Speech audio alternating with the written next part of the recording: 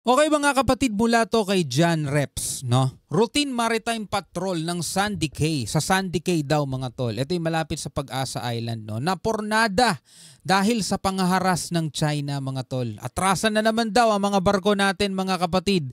Anyway, panoorin na lamang natin to para meron tayong makuhang information. Bago natin to simulan mga tol, wag mong kalimutan mag-subscribe dito kay John Reps. At kung bago ka pa lamang dito, trip mo yung mga ganitong klaseng reaction video, commentary, opinion, criticism at kung ano-ano pa. Huwag mo kalimutan mag-subscribe. Click mo na rin ang notification bell para ma-notify ka pag may mga bago tayong reaction videong tulad nito.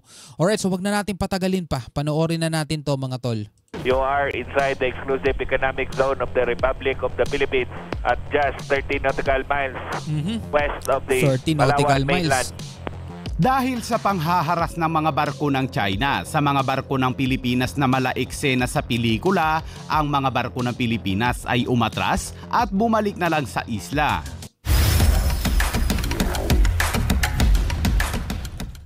Noong Miyerkules ay matagumpay na nakarating sa Pag-asa Island ang 4 na barko ng BFAR na BRP Dato Pagbuaya, BRP Dato Bangkao, BRP Dato Rumapenet at BRP Dato Matanam Taradapid kahit na may mga nakasunod na mga barko ng China. At kinabukasan Huwebes, 2 sa 4 na barko ng BFAR ay umalis mula sa Pag-asa patungo sa Sandy Cay 1 para sa routine maritime patrol. Ngunit malaeksena sa pelikula ang nangyari dahil hinabol ng hindi bababa sa 10 barko ng Chinese Coast Guard at Chinese Maritime Militia vessels. Etong mga pangyayaring to mga tol, etong mga kaganapan na to, ang sinisisi ng China mga tol, tayo daw mga tol ang responsable sa escalation, sa mga tensyon o sa mga kaguluhan mga tol na nangyayari dito sa West Philippine Sea. Hindi nila inaako yan mga tol. Hindi nila pinapanindigan yung mga kalokohang ginagawa nila. For example na lang mga tol, pagharang nila sa mga resupply natin. Diba? Example pa mga kapatid, nananahimik nating barko, babanggain nila, bubutasin nila. Hindi sila may kasalanan noon, tayo mga tol ang sinisisi nila. Bakit daw nila ginagawa yon mga tol? Compliant daw sila sa international law. Lahat ng activity daw na ginagawa nila, including na siguro mga tol, itong ginagawa nila pangharas, panunutok ng mga laser, pang water cannon nila, pagbangga sa atin mga tol, lahat daw yan mga tol, sumusunod lang sila sa batas, sa international law, kasama na ang UNCLOS mga tol. Kung ikaw, eng-eng ka at naniniwala ka, pro-China ka mga tol, maniniwala ka sa sinasabi nila eh. Diba? Pero meron tayong batas dito sa karagatan, yung anti-collision rule, diba, rules, mga tol. Hindi ka pwede basta-basta gumawa ng mga dangerous maneuvers mo na pwedeng mag-cause ng collision o ng banggaan dyan. Pero mga tol, hayagan nilang nilalabag yun. Hayagan nilang gumagawa sila ng mga dangerous maneuvers na marami ng pagkakataon na tayo ay binangga. Diba? Nilagay nila sa kapahamakan yung buhay ng ating mga PCG, mga BFAR, mga tol ng mga barko natin. Diba? Wina-water cannon tayo. Diba? Binubutas yung mga barko natin mga tol. Hayagan nilang ginagawa yon, pero eto ang kanilang paninindigan. Pilipinas daw ang may kasalanan yan. Kasi compliant daw sila sa international law at sumusunod daw sila mga tol, pati ang UNCLOS.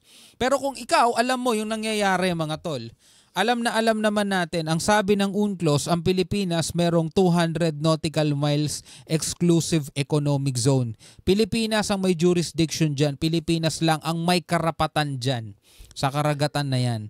Nasaan sila? Nandun sa exclusive economic zone na yon ng Pilipinas. Ngayon, ang tanong, paano sila magiging compliant? Diba?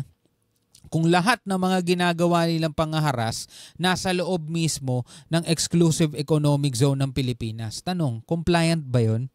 Diba? O hayagang bambabasto sa international law? Hindi, no? Ang 2 barko ng BFAR. Dito ay nagpalitan na ng radio challenge ang China Coast Guard at BFAR. In the area under the jurisdiction of the People's Republic of China. Yan ang sinasabi nila. Nasa jurisdiction daw ng People's Republic of China. Etong karagatan na to. China Coast Guard 5101. This is BRP Dato Pagbuaya. Bureau of Fisheries and Aquatic Resources, Special of the Philippine Government, conducting a lawful maritime patrol. You must stay clear of our route. Over. At maya-maya pa, ang China Coast Guard Vessel 5101 ay nagbaba na ng dalawang rubber boat na may mga CCJ personnel. Ano? Tatapang, di ba? Lalakas ng loob, mga tol. Ang isa ay hinabol ang BRP Romapenet at ang isa naman ay hinabol din ang BRP Pagbuaya na may kasamang mga Chinese Maritime Militia. Actually, bukod tangi silang bansa, mga tol, ang naniniwala sa mga pinaniniwalaan nila. Well, baliban dun sa mga kaalyado nila. Siyempre, mga kaalyado nila, suportado sila nun. Kaalyado nila yun eh. Diba? Pero yung mga, alam mo yung mga matitinong bansa, mga tol, yung mga naniniwala sa international law at sumusunod at gumagalang sa batas, mga tol, kinukundina sila. Napakaraming bansa ang kumukundina sa kanila kasi para silang mga engot, mga tol eh. Pero yung gumagawa sila ng sarili nilang batas sa buong mundo. At kasunod niyan ay dumating na sa lugar at nagpaikot-ikot ang isang helicopter ng PLA Navy.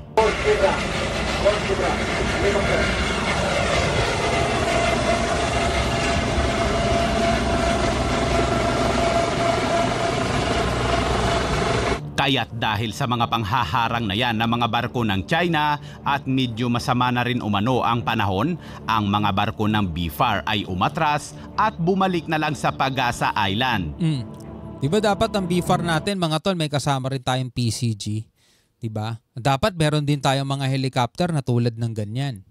Diba? Actually, bumibili naman tayo ng mga assets natin eh. Diba? Di nga lang natin nagagamit. Di ko alam kung nasan sila ngayon.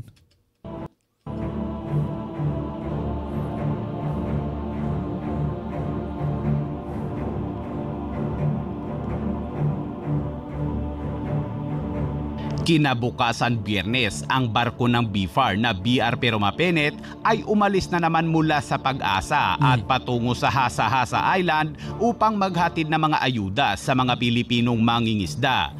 Ngunit habang papalapit ito, ay nakasunod naman ng dalawang camouflage na mga barko ng China. Ito, mga missile ship na to, mga tol. Ito ang Hubei missile ship ng China na nakaistasyon sa Mischief Reef at bihira itong makita sa West Philippine Sea. Isa itong maliit at mabilis na barkong pangdigma ng PLA Navy at kargado ito ng 8 anti-ship cruise missiles at base sa report ay may kasama pa itong Chinese warship. Pero mo may missile ship na, may warship pang kasama, mga tol. Diba, mukhang gegerahin tayo eh, no? Oh, pero pananakot lang nila yan, mga tol. Pananakot lang nila yan.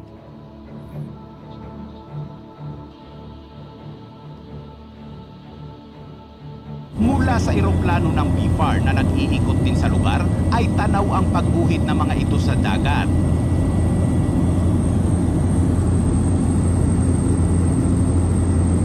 Namataan din sa lugar ang China Coast Guard vessel na 21555 at ito ang barkong humarang at bumuta sa BRP Bagakay at BRP Dato Sanday nakaraan. At maya-maya pa ay dito na nilaser ng missile ship ng China ang eroplano ng BFAR na tila kislap ng salamin. Kaya ang piloto ng BFAR, Chinese Navy vessel, you are endangering our safety. Do not fire laser on our aircraft. Grabe no, bastusan, mga tol. Pahuli ay hinayaan na lang ng dalawang missile ship ng China na makalusot ang mga barko ng BFAR. Kaya naging matagumpay ang mga barko ng BFAR na makapaghatid ng ayuda sa mga mangingisdang Pilipino. Wala, may sariling may sariling desisyon at may sariling gawain din, mga tol, yung kanilang mga mga tauhan. No? May sarili silang pagpapasya, ginagawa nila yon. At kung ano man yung maling nagawa nila, mga tol, pinagtatanggol at sinusuportahan naman sila ng mga tagapagsalita nila. Diba? Yun ang kakaiba sa kanila, mga tol eh. Hanggang umabot na sa point na nambabaliktad na sila ng kwento para lang maitama yung mga maling ginagawa ng mga tauhan nila, mga tol. Dito sa Pilipinas, ewan ko kung nangyayari ba yan. Ewan ko. Diba? Yung ibang mga congressman natin dito, mga tol, sila pa yung tumututol para magpalakas tayo eh. Sila pa yung tumututol na wag tayong bumili ng mga assets, diba? Hindi sila sang-ayon, biruin mo. Nakakaltasan nga, natapyasan nga yung budget ng DND. Habang nag-iikot ang eroplano ng BFAR ay kapansin-pansin din na mayroong mga barko ng China Coast Guard at PLA Navy na malapit na sa mainland ng Palawan na tila ba malaya sila kung saan nila gustong pumunta. Kaya naman ang eroplano ng BFAR ay nag-radio challenge sa mga ito. You are inside the exclusive economic zone of the Republic of the Philippines at just 13 nautical miles west of the Palawan mainland. Meron mo 30 nautical miles mga tol. Di ba mula sa Palawan nandoon na yung China? Tigas na mukha mga kapatid. What is your intention inside the Philippine exclusive economic zone?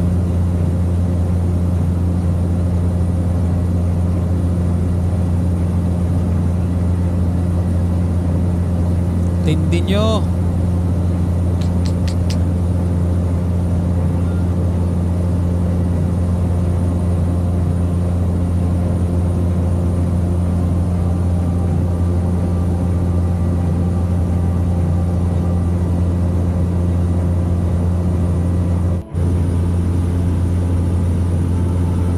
Yan yata yung mga isla nila eh.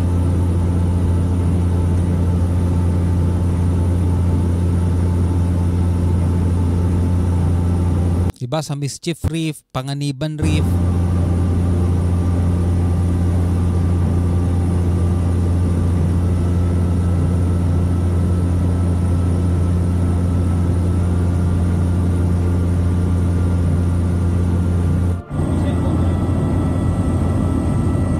Yan no, yan yung ano yo, yan yung warship no, missile ship ng China.